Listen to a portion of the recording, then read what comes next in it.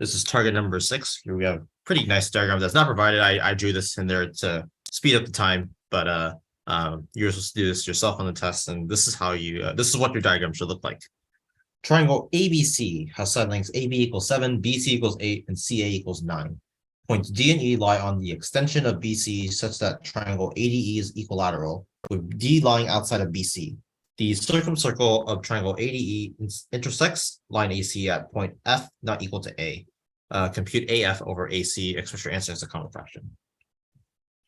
So we're actually going to start by drawing an auxiliary line. This line is actually going to be our altitude from point A to, let's say, this is point G. We haven't used G yet.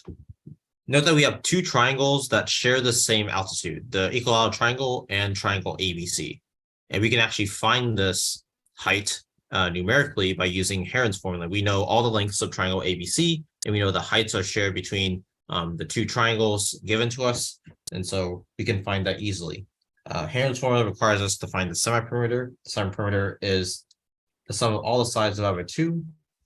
That's 7 plus 8 plus 9 over 2, which is 15 plus 9 over 2. That is 12, 24 over 2. And so the area is equal to S times S minus A, S minus B, S minus C, where A, B, and C are side lengths. 12 times 12 minus 7 is 5, 12 minus 8 is 4, 12 minus 9 is 3.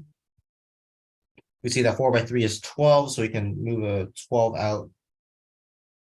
Because 12 by 12 is 12 squared, square root is 12, and then we get 12 root 5 as the area.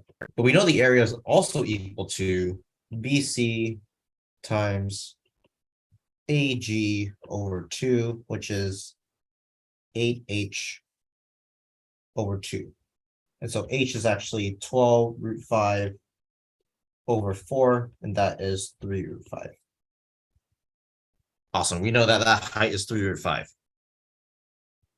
But since ADE is equilateral, the height's all we need, because we can use the Pythagorean theorem, or we can use 30, 60, 90 triangle ratios to find the length of AD, or the side lengths of the equilateral triangle. So we see that we do some Pythagorean theorem, we get S over 2 squared plus H squared is S squared. We get half of that equilateral triangle plus the height squared, and we get this the hypotenuse squared, which is the side length of the equilateral triangle. We get S squared over 4 plus 3 root 5 squared is S squared. 3S squared over 4 is 45. S squared is 60, and S is 2 root 15. We can proceed here by doing using triangle AGC, that right triangle there. We know that this gives us AG squared plus GC squared is AC squared. We know AG, that's our height, 3 root 5 squared. We know AC, that's 9 squared. So we can find GC squared. We get GC squared is 81 minus 45, which is 36. And so GC is 6. And since GC is 6, and we know that GE is root 15, EC is 6 minus root 15. And since DG is also root 15, we know that CD is 6 plus root 15, and CE is 6 minus root 15. We'll see that this serves to be pretty useful in our calculations, because by PowerPoint, if we look at our previous diagram here, we see that CE times CD equals CF times CA. And so if we write that relationship down,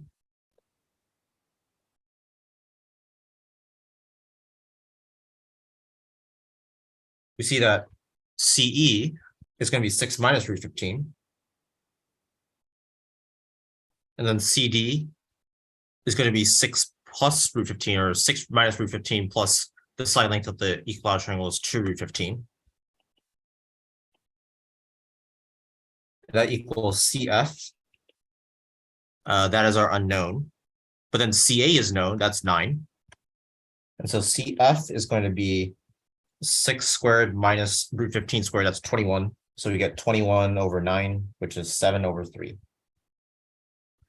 We know that CA is just the sum of the two segments CF and FA. that equals 9. So 7/3 plus FA is 9, and FA is 20 over 3. And so we seek to find the ratio AF over AC. AF is 20 over 3, AC is 9, and so that is 20 over 27. And that's our final answer. And we're done. This is Tim. Hope you're enjoying our videos. If so, you know what to do. Like, subscribe, turn on notifications, all that sort of thing. But what I'd really want to invite you to do is to send us an email at media@mathleague.org. Tell us which problems you'd like to see us cover next in our video series. Take care and see you in the next video.